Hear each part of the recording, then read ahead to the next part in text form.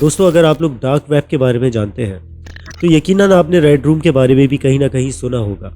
Red room dark web का वो हिस्सा है जहां पर आप कभी गलती से भी जाना पसंद नहीं करेंगे।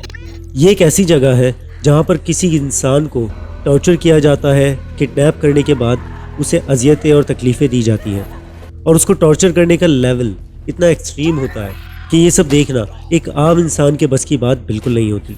ये सारी चीज़ें स्ट्रीम पर होती हैं और बहुत से लोग इस लाइव स्ट्रीम के लिए पैसे भी देते हैं, मगर इन्हीं में कुछ लोग ऐसे भी होते हैं जो उस किडनैप किए हुए इंसान को इस लेवल पर टॉर्चर कर रहे होते हैं कि जिसे देखना इतना आसान नहीं होता।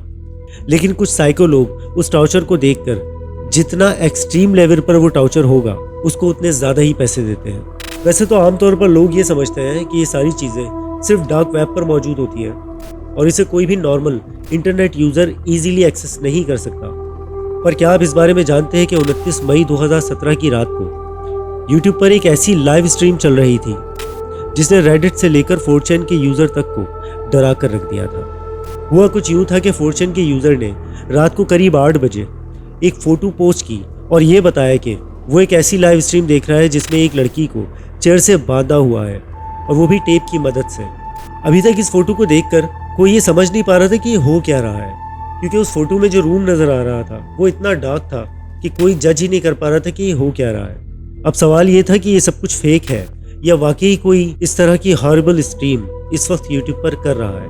और उस पिक्चर में ये साफ नज़र आ रहा था कि इस लड़की के ऊपर एक डिवाइस बना हुआ है जो देखने में किसी टैबलेट जैसा लग रहा था और उस डिवाइस के अंदर काउंटडाउन चल रहा था। उस काउंटडाउन में सिर्फ 10 घंटे का टाइम बचा हुआ था और कोई नहीं जानता था कि उस काउंटडाउन के ख़त्म होने के बाद उस लड़की के साथ आखिर होगा क्या।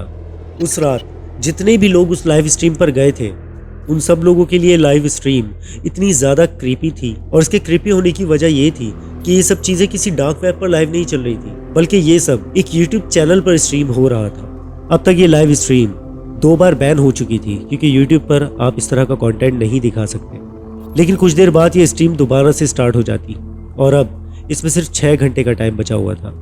लेकिन अब तक ये लड़की कोई हरकत नहीं कर रही थी, ये खामोशी से बैठी हुई थी और स्ट्रीम का काउंटडाउन आहिस्ता आहिस्ता नीचे जा रहा था। हो सकता है कि उस कैमरे के पीछे कोई खड़ा हो जिसके डर की वजह से वो लड़की हिल नहीं रही थी, या फिर ये भी मुमकिन है कि शायद उस लड़की को किसी तरह की ड्रग दी गई हो जिसकी वजह से वो लड़की होश में ना आए और वहाँ से भागने की या वहाँ से छूटने की कोशिश ना करे। लेकिन अभी तक ये कोई नहीं समझ पाया था कि क्या ये सब कुछ सच है या फिर ये सब कुछ मजाक चल रहा है, जैसे पहले भी अक्सर यूट्यूब पे होता रहा है। इसके साथ साथ कुछ लोग ये भी कह रहे थे कि ये सब चीज़ें फेक है और कोई मार्केटिंग स्टंट है।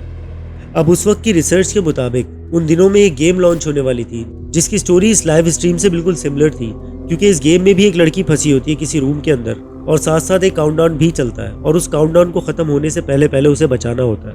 पर जब रेडिट पर इस गेम को लेकर डिस्कशन चल रहे थे तभी एक रेडिट यूज़र पोस्ट कर ये बताता है कि उस चैनल पर एक और बार स्ट्रीम स्टार्ट हो चुकी है और अब तक स्ट्रीम में 7 घंटे का टाइम बीत चुका था और अब उस काउंटडाउन में सिर्फ 3 घंटे 20 मिनट का टाइम बचा हुआ था। और तभी किसी 4chan के यूज़र ने ये महसूस किया कि उस लाइव स्ट्रीम के बैकग्राउंड पर कोई रेडियो है जो आसपास चल रहा है।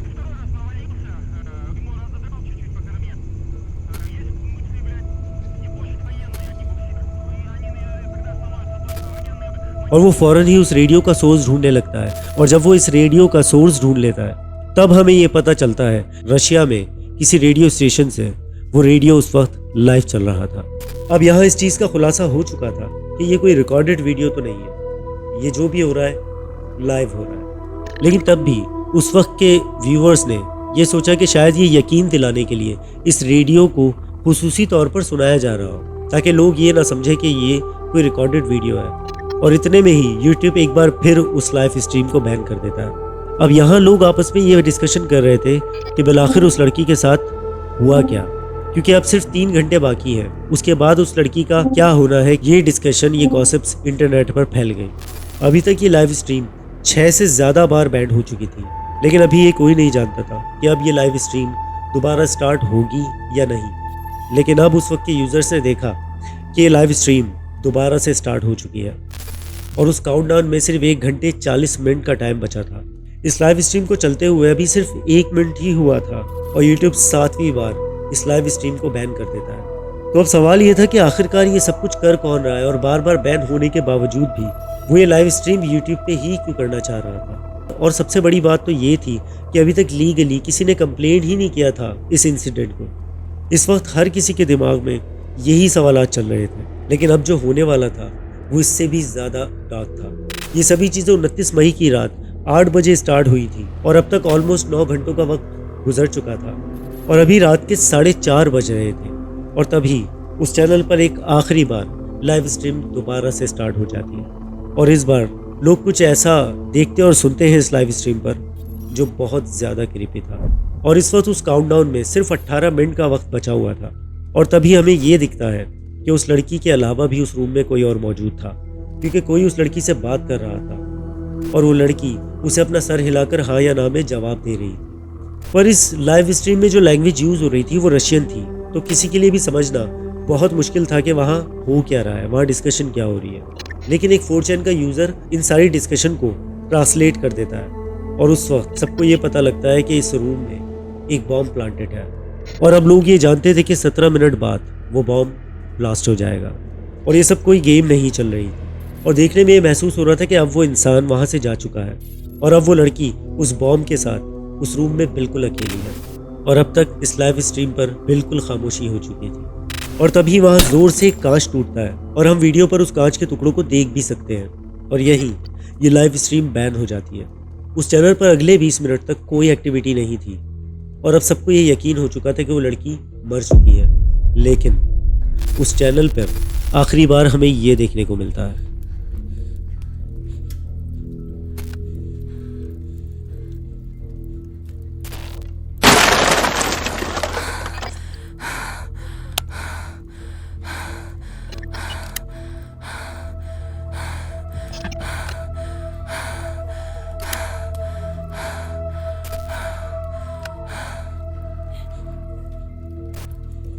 ये लाइव स्ट्रीम सभी लोगों के लिए बहुत सारे सवाल छोड़ गई थी और उस फ्लोर पर जो खून के निशान थे उन्हें देखकर ऐसा लग रहा था कि कोई किसी डेड बॉडी को वहां से लेकर गया है। अब यहाँ तक अगर आपने वीडियो देखी है तो बताइए कि क्या वो लड़की मर चुकी थी या जिंदा थी।